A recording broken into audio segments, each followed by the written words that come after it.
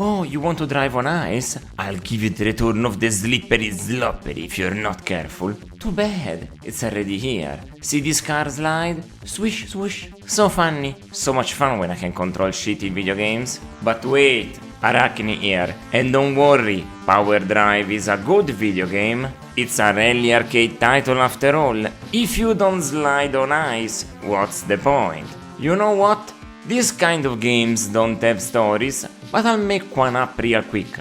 You were a successful mechanic, but a mistake with the brakes had your pilot killed. So now you're driving the World Rally Championship in his place to pay the damages to his widow. It's do or end up in prison for 15 years. Are those high enough stakes for you? There you go. You've got a pretty brutal impressive motivation. You can play this game now, you silly bean. This is what I will actually call a hidden gem. Usually you find videos on the internet with reviews that range from 100 to 500,000 views. Not really hidden anymore. This one really is. You won't find much about it. But I will call, at least this Mega Drive version, a fantastic overlooked title. I understand how that could happen. The SNES and Amiga originals had a reputation for being much harder, the timers being much stricter, and a penalty system that didn't leave much room for comfort. A race that you needed to complete in 2 minutes and 20 seconds on Super Nintendo and Commodore computers can be done here in 3:30. It was a constant struggle, but this is a completely redone version with many touches like that, starting from a more friendly control scheme thanks to the 3-button Sega configuration. Because with A you'll accelerate and then you'll have 2 options to slow down, with B the normal brake that slows down gradually, and with C the end brake. It's not the first game to do so, but it's the first on consoles. That's really important. Poor Amiga players, with their 1-button controller trying to play much more complex games in 1994. I understand why many chose to use the keyboard instead. Sure, it's not ideal, but it's not that controller. This breadth of choice in banking and braking is pretty important since they've put actual physics in the terrains. Even going a bit out of the track slows you down massively. Going into a pond into the asphalt makes you slip and slows you down.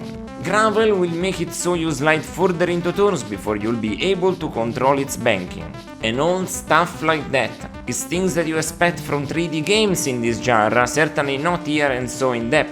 A single track that has multiple points of different grip, especially with this top-down view. Sure, I've seen it in indie computer games of the last 10 years, not in 1994. Well, not until now.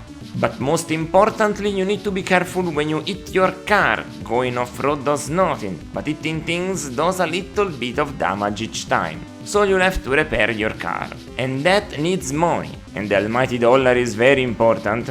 Races have entry fees, and every once in a while you'll be prompted to be able to change and buy a new car. They have hidden stats that are pretty fundamental. It will happen 2 times, after the 3rd and 6th location, but only if you have the money. If it doesn't appear, I suggest using the previous password, not the one you just got, and redo the 2nd and 5th rally respectively. Because you need to buy those car upgrades, there's just no other way, you need to get them. Preferably always the one that costs more, but the other one will do too if you can't. It will just be slightly harder.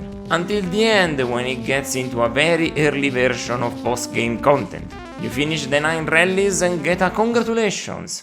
Then you have the possibility of defeating 4 champions in a row. This time around you don't race against time, you need to beat them, without failing once. If you do, you'll have to use the last password and do also the 9th location before tackling another chance at this. It's a total of 7 races you need to do in one go, and you can repeat the first 3 as long as you have money. But I couldn't do any of the challenges against the 4 masters. I only arrived 4 seconds away from the first in Monte Carlo after many tries. I replayed this game a bunch after originally recording the footage of the main game in August of 2024. Look at the date now.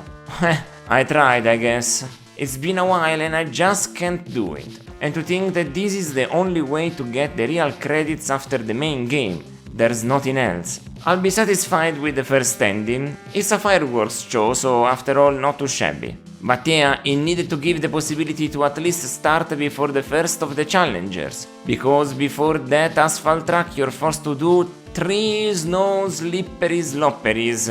That means getting used to a different type of track and then having to forget that type of control immediately. It tasks a lot, and in that rally I could save after each race. I'm just used to better standards. And visually is, accordingly to its gameplay, very varied and with some nice effects for rain, snow, day, night, plus various types of gravel, snow that turns into ice, or pieces of asphalt.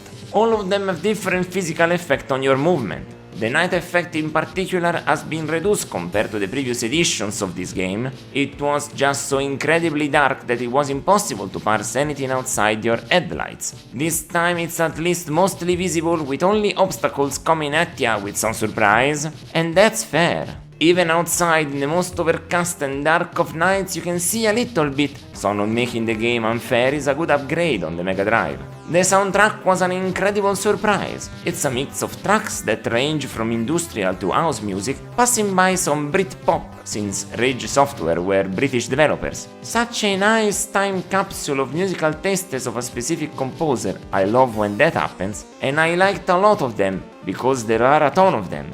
There are a couple of different melodies even for the various option screens. That's incredible.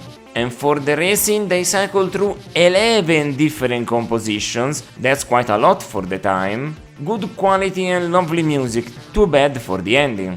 After all, I wasn't also all that thrilled into having to spend money into 3 different ways. And the password's not too long, but it's annoying as always. After all, Power Drive is an 8 out of 10. It's a great game, just a bit of a cockblock in the end. Sincerely, it's too much of a difficulty spike, and they always make me think lesser of a game. Console and computer games, I think they are trying to artificially elongate playtime to justify the cost. Arcade games, I think they are trying to quarter eat you alive. It's just my line of thought.